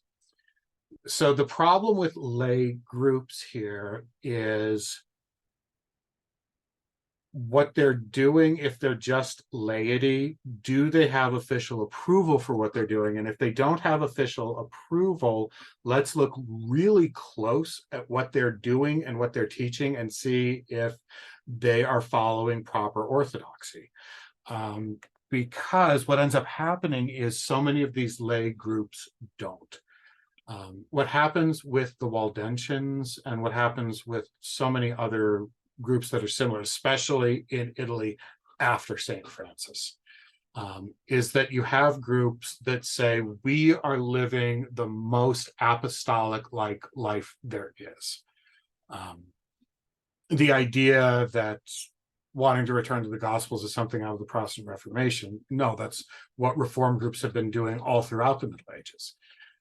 But some of these groups take it to an incredibly arrogant conclusion that if I personally judge myself as being more holy than this priest here, even if that priest is objectively living in a state of sin, having purchased his office and having a concubine, that does not entitle anyone of greater holiness to say that the sacraments offered by that priest are not valid. And that's one of the things that was happening in a lot of these groups, was saying that if these priests bought their offices, then they're not really priests, so their sacraments aren't valid. And if you have lay groups going around deciding who really gets to count as a priest and who doesn't, that's obviously a huge problem. So as the Inquisition is going after the Cathars and they're looking at all of these groups, whenever you have sort of the religious virtuosi is how they're sometimes described in sociology, the people of very deep religious belief and sentiment, if they cross that line of humility and start to make official statements about their own sanctity compared to the sanctity of official clergy members. That's something that, I mean, at that point in time, they're heretics because they're rejecting the authority of the church. They're setting themselves up as their own source of authority. And that does happen repeatedly. So in theory, these lay groups could have continued without Rome's okay, but they are putting themselves in an incredible place of danger. And the Inquisition was not greeted with open arms throughout northern Italy, not because the northern Italians had any love of Cathars or had modern ideas about religious tolerance or pluralism, not at all. The inquisitors also started asking questions about all of these lay groups that the citizens of that town looked at these people and said, these are the most religious people we have. These are the exemplars of sanctity in our town, and you're persecuting them as heretics. It led to a lot of conflict between the cities of northern Italy and the Inquisition itself. And the Inquisition, given its specific role, can't back down from that. So this is the problem with these lay groups. And what ends up happening with the Third Order Franciscans and the Third Order Dominicans is that with Francis and Dominic, by accepting them into the fold the way Innocent and then Honorius III did, by giving them official approval, Honorius and Innocent found a way to take the most vibrant part of the church, which would have been these lay members who are absolutely committed to living the most religious life they can. You're taking those people, you're making them part of the institutional church. You're putting them in a position where you're working with them rather than having to keep a nervous eye on them and potentially allowing them to set themselves up as sort of alternatives to the church. So after this moment in time, a lot of those lay groups, they start to dwindle because the Franciscans and the Dominicans are able to sort of out-recruit them, if that makes sense. If you have deep religious devotion and there's kind of like a small group in your city that those are the people that you meet and pray with, but then there's an order that allows you to live a life under a religious rule, but allows you to all stay in the world at the same time. The appeal of being a Third Order Franciscan is enough that it limits a lot of these groups. Now, there's other groups that continue to pop up throughout medieval Italy. But after this point in time, these groups tend to be a little more vetted, I guess. They tend to exist with official approval.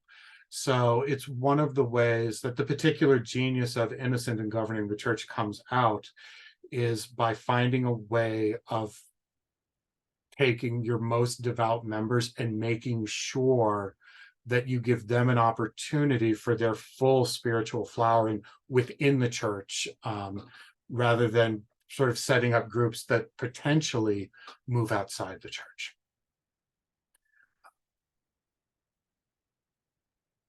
I hope that answer makes sense. Sometimes I get going on these answers for so long that I kind of forget where I started. So, and sadly, we only have 10 minutes left for this lecture. And in those final 10 minutes, we basically have to wrap up Francis's life, but it kind of works. After Francis goes to Rome, he gets the official approval, the second official approval. He does a preaching tour of Italy. He finally goes off, and in 1219 at the second general chapter, he says, this is when I'm going to go have my mission to convert the Muslims. There's a crusade going on right at that moment, and the crusade is in Damietta in the easternmost part of the Nile Delta. And St. Francis, we do have a map on that. St. Francis sets himself off. The Christians are camped on one side of the Nile. The Muslims are camped on the other. Francis lands, and as the story goes, he preaches to the Christian camp first because he wants to revitalize the Christians in the Crusader army. And I mean, that's his major job. Um, and then after there's a temporary truce, he goes over to the Muslim side, and he's captured by the Muslim guards, and he's taken before the Sultan. And he has the opportunity here to try to convert the Sultan. The Sultan Al-Kamil, who ends up being, I think, the grandson or the great-grandnephew of Saladin. Saladin was the great Muslim general who reconquered Jerusalem in 1187, leading to the Third Crusade.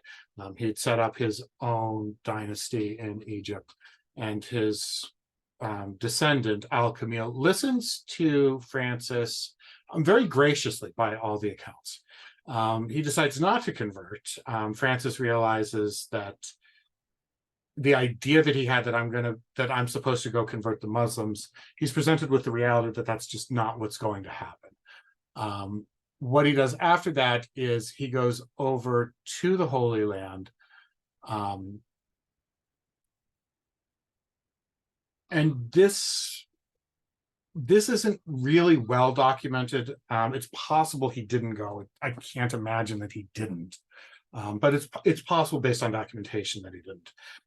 But this is the start of the Franciscans in the Holy Land, and the Franciscans will stay there. And once they're set up officially in the late 13th century, they remain there to this day.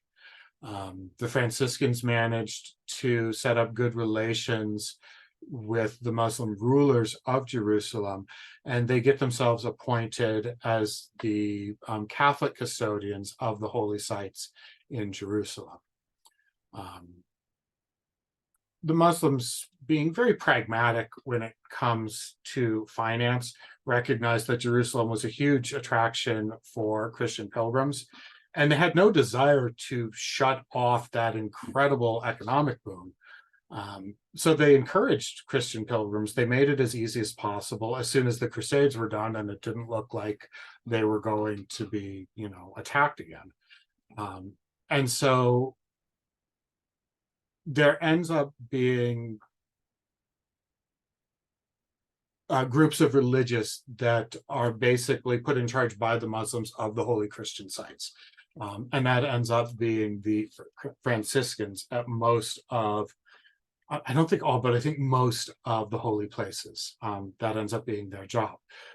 Francis goes back, and we have what's referred to as the chapter of the Mats at Porciuncula, either in 1220 or 1221.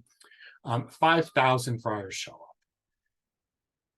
which when they'd had their chapter only 8-9 years earlier, there were 11 of them. They've gone from 11 to 5,000, and 500 applicants show up. And when Francis came back from the Holy Land, he was a bit troubled because in his absence, the order wasn't governed exactly the way that he wanted it to be governed. And some of the new recruits weren't quite as interested in the rigorous severity that the early group practiced. But he's practical at this point, and he doesn't insist that anybody completely unwilling to follow exactly the way he lived needs to go. One of the things about Francis is he had the gift of humility. He had the ability to hold himself to the highest aesthetic standards, but not to demand that from everyone else. From everyone else, he said, this is the goal of perfection that you're looking for. But when they failed that, he was understanding and consoling and helped guide them back to the path rather than failing to understand why they couldn't do what he did. So looking at what he has here, a lot of very dedicated men who want to set the world on fire, but without his level of religious severity, he kind of steps into the background almost at this point. He makes Peter of Catania, who was one of the first 3 followers, he makes him the first vicar general of the entire order. And Peter only lasts a year. After Peter dies, Francis doesn't take over leadership himself. He gives it to brother Elias. After this, he recognizes that the brief primitive rule that they had just isn't enough. that they need to have a more thorough set of rules for the order, the regulations of religious life. So he drafts a new rule, which has been described as kind of meandering and imprecise. 2 years later, he retires to Fonte Colombo near Rieti. So this is further south of Assisi, much closer to Rome. He writes up a new rule that's revised. He gives it to Brother Elias, and Brother Elias promptly loses it. Francis goes back to Fonte Colombo and rewrites it. And on this final attempt, they have the second rule. And the second rule is approved as the rule governing the order, approved by Honorius III. And this we have the precise date on, since it's a papal document. The Pope's kept extremely detailed records of November 29th, 2023. Just later, during the Christmas season, this is at a church in Greccio, which is close to Rieti. This is where Francis creates the first nativity scene with live animals. So if that's one of the stories you were hoping to hear about, I hope I at least put that out for you. And then the next year, and Francis is spending a lot of this time in kind of private meditation, in penitential retreats. He has a cave that's just south of Assisi. Today it's the Eremo delle Carceri, the Hermitage of the Cells, where he spent a lot of time at.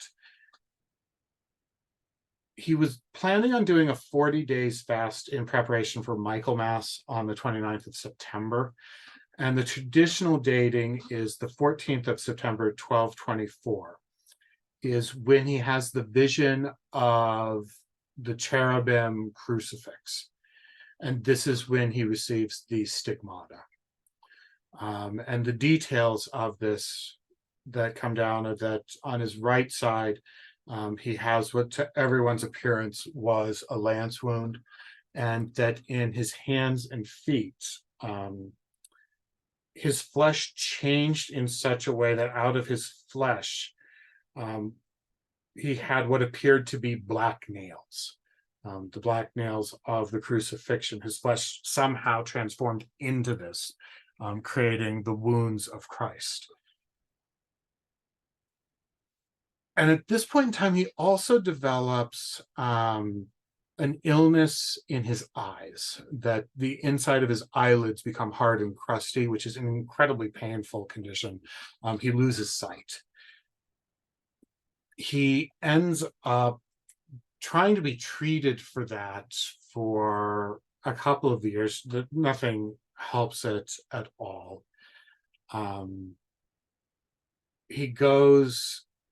He spent some time when he saw the exaltation of the cross, that he was at his retreat on La Verna, that mountain that had been given to him 10 years earlier. He spends time still moving around, sometimes trying to be helped, although the medical help does not work at all.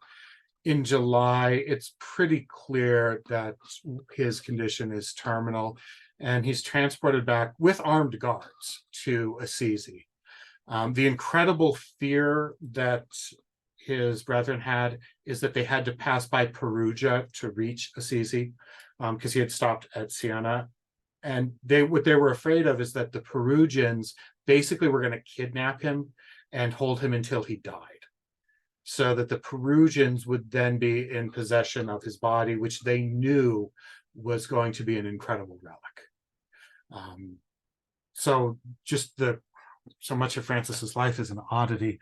The final oddity is that the man who preaches peace, brotherly love, and penance ends up having to be escorted by a mini army, basically, so that his living body isn't stolen by the Perugians, waiting for it to die so that they could then turn it into a religious shrine. And then on the 3rd of October, he goes back to Porziuncola, which again was the spiritual center for them, very little time in actual Assisi, most of his time down at Porziuncola, and he dies in his cell at Porziuncola on October 3rd. Less than 2 years later, he's declared a saint by Gregory IX, who's the new pope. And Gregory IX was Ugolino dei Conti dei Segni. This is the Cardinal Ugolino who'd been the protector of the order. He becomes elected pope, and he has Francis canonized almost immediately. The next day, Gregory lays the foundation for the Basilica of St. Francis. If you've been there, that beautiful double basilica, where you have a Romanesque basilica that was built first, and then later an Italian Gothic basilica on top of that. And the 25th of May, 1230, they translated his body to the lower basilica for burial. But shortly after, on Brother Elias's orders, because this was St. Francis's dying wish, is that he wished to be buried in secret so that his tomb wouldn't end up being what he considered an inappropriate show of vanity for him in death, that his tomb would become a place of pilgrimage.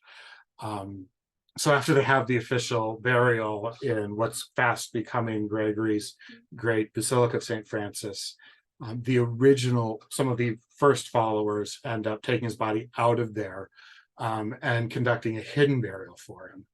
And Francis's remains were unknown until 1818, which, when they were rediscovered then, that's when they built the crypt in the lower basilica and translated those relics into that crypt.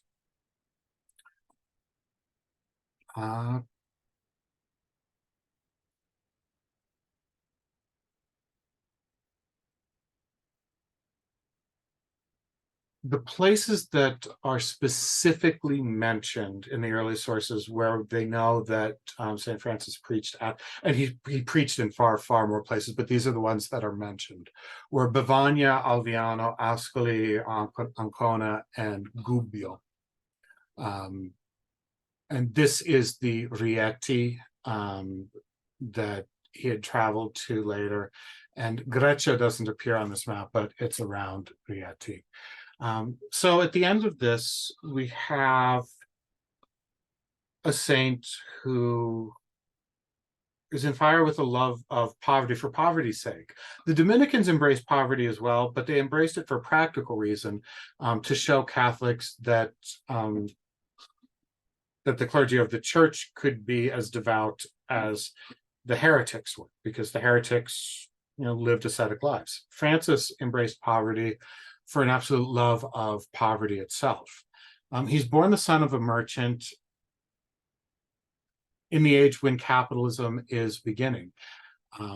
If you ended up hearing at some point in time that theory of the Protestant work ethic, that capitalism was the result of Protestantism, it was a thesis of Max Weber's at the beginning of the 20th century. It's a nonsense theory. It's very easily disproven simply by the history of capitalism, which begins at this time. Within 100 years of, within 50 years of Francis's death, these great Italian trading companies that had been going to France, what St. Francis's father, Pietro di Bernardone, did, they will become huge multinational corporations. They'll become banks. They realized that rather than going to France once a year for these fairs, it would make far more sense to set up branches in France, so that they can buy cloth whenever they want and sell it whenever they want. They have branches then in London, in Paris. All of the marks of what we would consider to be capitalism, rational firms looking at long-term profits, reinvesting those profits, the idea of the long haul. Those were, oddly enough, ideas that they'd kind of developed out of Benedictine monasteries, who over the course of the 9th century started running themselves as corporations. So in a sense, Francis is the patron saint of capitalism, but he's the patron saint of seeing the excesses of capitalism because that was his early life. And he rejected that early life in a way that he didn't quite understand at first. And for those who sort of reject some of the excesses of capitalism that we definitely see today, I mean, his life is instructive. He does what so many want to do, what the Marxists wanted to do. When the Marxists want to despoil the despoilers, to rob from those who've robbed from the poor in their viewpoint. That's what Francis does in his first attempt at rebuilding the church. He takes his father's cloth and he sells it and he gives that to the poor. So the idea that stealing from the rich to give to the poor is admissible, it's simply proven false in the life of Francis himself, that is not the way to proceed. That is not what God wanted him to do. He didn't want to attain something like economic equality through theft, that it had to be approached through love. And that love that Francis has, the love that Francis is able to develop when he gets his calling, his mission in 1208, when he wants to go out to the world preaching the good news. His love of poverty is accepted then, when it's clearly presented as poverty born of love. That's one of the many sort of ironies of Francis. I mean, I was thinking about titling this lecture The Saint of Capitalism, but I didn't want people to be turned off by it, by that intentionally provocative title. And then on the other hand, we view Francis as unique, and he is unique. But the idea of somebody rejecting the world and wanting to live this way, that was not unique at all. The lay penitents existed all throughout Italy at the time. We'll notice when his father was angry with him, he wasn't confused.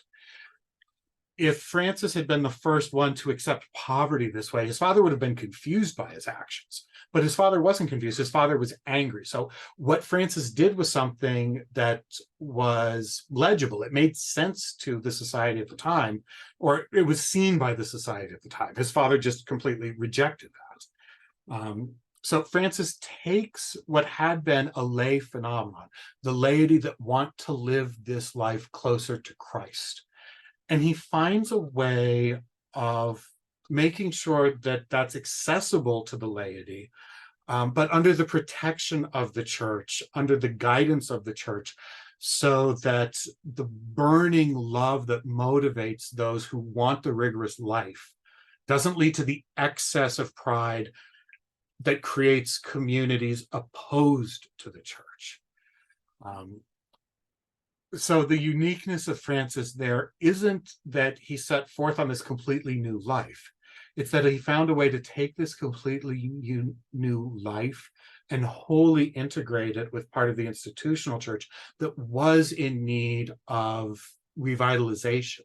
And he founded a way of renewing the church with his fervor, in a way that was just so wildly successful. 5,000 new brothers accepting this life within just a few years of his founding the order.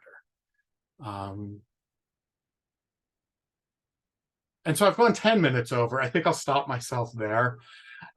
If you have any questions about this, I'm more than happy to answer this. Please feel free to email me. There's been a request for the PDF of these notes. I can absolutely send that along. It'll take me a little bit to make sure that this is in a good format for everybody. If I don't get this out within a few days, please feel free to email me. I have 2 toddlers, so my memory is most definitely not what I believe it is. Thank you all so much for attending this. And I just hope I came close to doing justice to what it was that you wanted to learn about this great saint. So thank you all very much.